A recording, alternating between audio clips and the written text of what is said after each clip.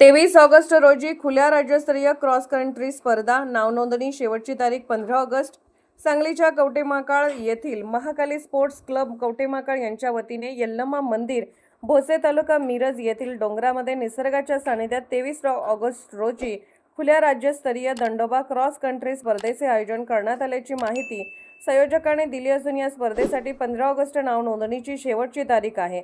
सदरची स्पर्धा एकूण 10 गटामध्ये घेतली जाणार असून खुला पुरुष गट 10 किलोमीटर तर खुला गट महिला 6 किलोमीटर, 18 वर्षाखालील मुले 6 तर मुली 15, वर्षाखालील मुले 3 तर मुली 2, 12 वर्षाखालील मुले 2 तर मुली 1 व 45 वर्षावरील पुरुष 4 तर महिला 3 किलोमीटर अशा 10 गटात स्पर्धा भरवल्या जाणार असून स्पर्धेचे हे 5वे वर्ष आहे.